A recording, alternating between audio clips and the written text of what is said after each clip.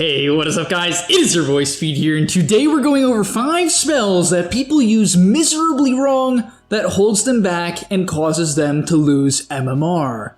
And we don't want that, that's not fun. So smash the like button and subscribe if you're excited for this video. I even got an honorable mention. Wow, 6 spells in total. Very cool. Also, if you haven't already, sign up to the GameLeap website. We're putting out a lot of cool content there every single day so that you guys can enjoy the game of Dota and learn at the same time.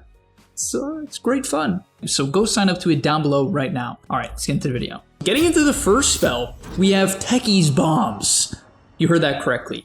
But recently, I was playing with a 3k MMR Techies in Unranked, and it was horrible. It was miserable. Like every single bomb that this guy put down, and by the way, he was like a level 22 Techies, or something like that. I don't know, something that makes it even worse. Every single bomb was defensive. Why? We're like 10k net worth ahead, right? Everything's going well. So props to him. His blast offs in the lane, they were good. But every bomb, mid game and late game, was either on our side of the map defending tier 2 towers or like deep in the jungle. You know those horrible bombs that techies just constantly put down in like the trees in the laning stage? Why do you do that? Who even runs into those bombs anymore? I swear, it's like 1 in every million games someone will run into those bombs. Now, all you techie spammers, you can tell me if I'm wrong in the comment section. Maybe people do run into them. Personally, I just don't see it. Every time I play against techies, I know, just don't go into the trees. At least those trees. And hopefully you're not against a Tiny or a Magnus. Then maybe you'll get, pushed into it. But the point is, guys, okay, so here's how you need to use them. And how I think you should look at these bombs. They are maybe the best creep cutting ability in the game. You can put them down in a lane when they're maxed out. They do what, 800 damage. You can put a red bomb down in a lane and you get 3 charges and it one-shots the wave. So let's say the enemy team has a Prophet or the enemy team has an Ember or, your team just doesn't have a lot of good wave clear. Don't bomb random trees. Can you throw a couple red bombs down to defend your mid-tier 1 tower or, set them up on a hill to get a gank? Yeah, those are actually great. I love the hill bombs. I think those are some of the most effective. But what you also need to do is put them down in waves. Support players in general need to do this more, but techies in particular. Bombs are so freaking good, but do not put them down near safe farm. If you start cutting your Spectre's creep waves, you're just griefing. So make sure you're very careful about that. Put the bombs down in those type of areas. And the last thing I want to say is consider putting green bombs down not necessarily just under towers. I think a lot of techies players fall into the trap of literally playing Bloons tower defense. They're just playing it's literally tower defense.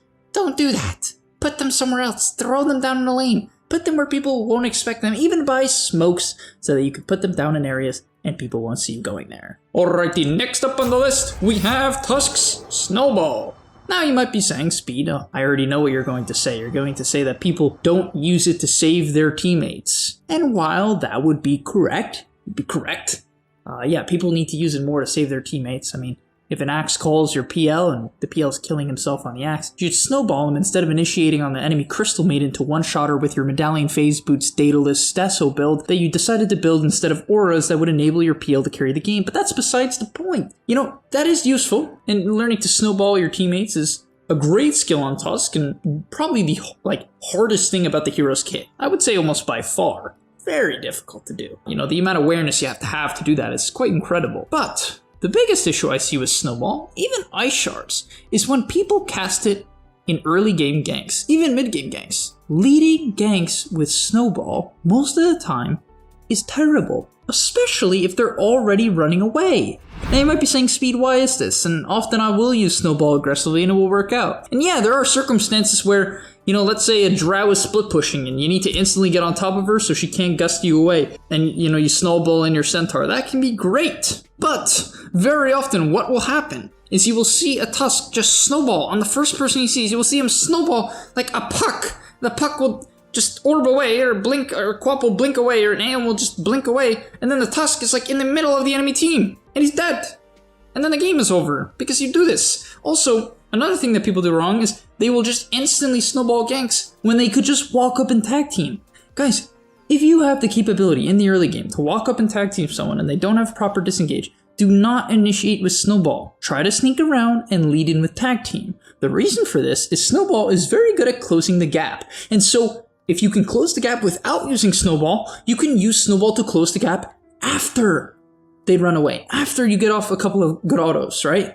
And that's what people, it's so common to see with stuns, like where people just instantly stun because they're like, oh, I should just always instant stun. Sometimes heroes have no proper escape and you can stun later on to actually close the gap. People will just stun to stun when their lifestealer is already in melee range. Keep this in mind. I know it might sound a little bit complex, but pay attention to some pro games and how they use Snowball, and you will notice it is drastically different than how, pub players often use it. And a lot of people just don't see it. Alright, next up is PL's Phantom Rush. This ability has a lot of uses. It can be used to secure range creeps and melee creeps and harass your opponent. All things which more players should do. I think a lot of people forget to do this. On top of that, Phantom Rush can be toggled on and off. That's just a side point. I think a lot of people forget or don't even realize you can toggle it on and off. So like, let's say you want to secure a melee creep, but you don't want to Phantom Rush up to it because you want to save the Phantom Rush to harass the opponent and toggle it off. That's the first little tip.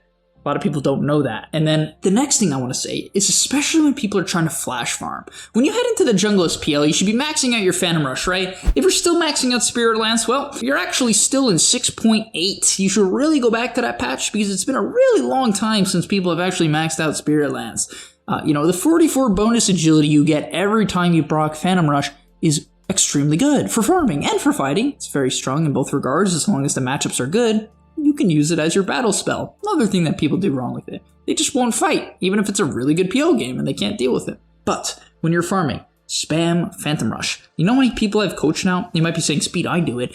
Do it more. Do it more. It's a 4-second cooldown. You can be in the middle of hitting a camp, back up, like a couple of whatever it is, units, radius, squares, I don't know what you call it.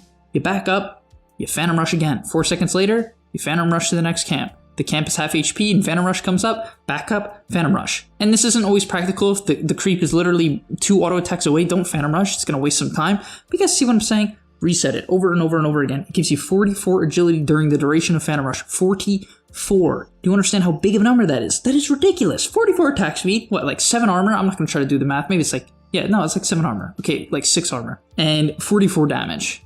Ridiculous. Next up on the list, we have Healing Ward. And I'll keep this one real frickin' simple. Real simple. Guys, raise your hand if you've ever taken Healing Ward at level 2. Alright, notice how no one in the crowd has put up their hand? Not a single person. Not one. How embarrassing is that, right? Y'all should be ashamed of yourself. But the thing is, not every landing stage can you go aggressive. You don't need your crit to last hit on Jug. So why in the world do people pre-skill crit in losing matchups? It doesn't help you CS. Don't tell me that by using pseudo-random chance, I'm going to pull creep aggro when I have yet to proc a crit in 5 hits and therefore I have a slightly higher chance of proccing crit and I'm gonna use it to CS the creep at a slightly higher HP pool so I avoid a couple of extra auto attacks. No one thinks like that. No one does that. Okay? That's not the reason. People just naturally steal crit because all they think about when they're playing carry is damage. Staying alive matters more. Especially in hard matchups, or even matchups. Healing Ward is actually such a good spell. It can give you and your support full health, more than once, in many cases. Like, it's just so powerful, and it blows my mind that it's just disregarded because it's not like the quote-unquote common build, even though I think a lot of the time it should be. So just keep that in mind. Also, another thing is, guys, if you play Jug, I've literally never seen a player below 5k MMR that's good at microing Healing Ward. I have no idea why. People are just so willy-nilly with it. It will just somehow end up in front of them, and then like when they're running away, they won't micro the Healing Ward back. It gives 75 golden XP. That's more than 2 creeps. Like, you can't feed that thing. It's literally 2 CS, and it dies in 1 hit. Alright, let's get into the 5th and final spell besides our honorable mention, which is AA Blast. That's not the 5th spell is honorable mention. Alright, you know what I mean. AA Blast. AA's ultimate. What is the actual name? No one even calls it by its real name. What is the real name? Okay, Ice Blast. Right, that's the spell name, Ice Blast. So AA's Ice Blast. How do people use it wrong? The biggest thing I see is that people kind of just yeet this thing across the map. Like, which makes sense, and sometimes it's very practical. If you're bottom lane and you're still laning, you're still pulling, and you need to continue to help your, bottom lane sustain, or you're making stacks for your Sven, and you don't want to rotate top yet. You could just chuck your ultimate out and hope to hit the top lane and make it a really big blast. That's pretty reasonable. But the problem becomes when you start to do this every single frickin' time. Guys, you can't just max yeet out AA blasts and like make it a skill shot. Do your best to make AA blast as little of a skill shot as possible. People just, it's like punch hook. Don't skill shot, like Marana arrow. Stop throwing these things out. Just wait for like a stun or walk into melee range. The amount of like cores, literally cores, and I've used AA to grind quite a bit of solo queue more because AA is so good at killing cores. Like, you just get a greedy level 6, I'll just sap a ton of lane XP. If you don't trust your cores, that's actually a good strategy. You sap a ton of lane XP, you hit an early level 6, or you get it 6 by tome timing at minute 10, always by the tome, and you just blow people up. I just walk up to them, they try to go on me, and then like, I Q them so they can't man up. You eat them, you know, you hit them with the Yaga Yeet fingers, whatever they're called, chili hands, and then you AA blast. And they take like 600-700 magical damage and snap. And it's reliable, right? Also, the best thing about AA is smoke is broken on this hero. It's broken on every hero, but it's particularly good on AA 6 spike. Why? Because you get a stun. You say, hey, Sand King, come here. Or Sven, come here. You cold feet, then they stun, right? You always cold feet first, then they stun, then you blast, and then they die. That's really good. Why don't people do this? Why do they just chuck ultimates across the map the whole game? Stop. Okay, and finally, last but not least, for the honorable mention, we have Sunstrike. Sunstrike, the way it's used wrong is people don't use it for range creeps. Yes, range creeps. Also, another thing I'd like to say, even though it's very niche, I do think it has some practicality. If people don't use it for vision, you can. After all, it's global vision. You think the enemy team is going to smoke in their triangle? You can Sunstrike to scout it out. I'm not saying I highly recommend doing this all the time, as you won't have Sunstrike for a potential fight.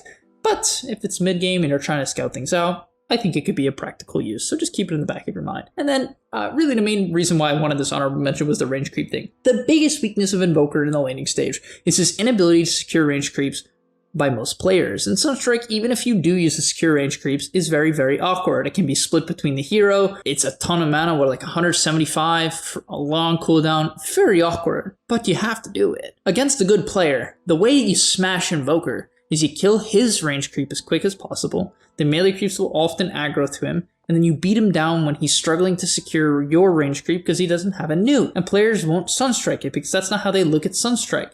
But the thing is, if you have to overcommit for a range creep after they've nuked out your range creep, you will die as Invoker. And keep that in mind, guys. So if you're playing against Invoker, really do try to abuse that fact. I've used it over and over and over and over and over again against any heroes that don't have nukes in the lane. But particularly Invoker, because he's not high armor, he's really freaking slow at like 280, 285 movement speed, really slow, meh armor, no nuke, very, very, very punishable by heroes that have nukes at level 1. So if you're playing Invoker, use Sunstrike to secure the range creep. Otherwise, when you gain MMR and you stop spamming Exhort Invoker, yeah, you'll get punished. So thank you for watching. I hope you guys enjoyed. If you did, smash the like button and subscribe. Also, in the comment section down below, I'll be making the next set of this video, hopefully 90%, 80% through your comments. So give me your spells that you think people use wrong, and I will try to pick all of next video's spells from the comments section down below. It'll be a good time. I appreciate your input. I'm happy and excited to see what you guys have to say, and I'll see you in the next one. Peace. Before you leave, just want to say a quick message. If you're trying to get better at Dota or you just enjoyed that video, I know this is pretty general, and you're going to hear this quite a bit from me, but I recommend you sign up to GameLeap.com. Why? Because I put a lot of effort into the content over there, and generally the effort I do there is different from the content you're going to see here on YouTube. It is different. In fact, I usually go a lot more in depth on topics or into niche topics that help you get to the next level even faster. Because on YouTube, I often have to keep it more mainstream, and that's even why I'm putting it at the end of this YouTube video. That's why this is at the end, because a lot of people just watch 5 minutes, they skip through just for like the dopamine spike. But if you are interested in actually getting better at Dota, I recommend you go to the description down below, get your discount right now by clicking the link, sign up, use the discount code that you're going to see there, and I hope to see you there right now. So click it, and yeah, thanks for watching.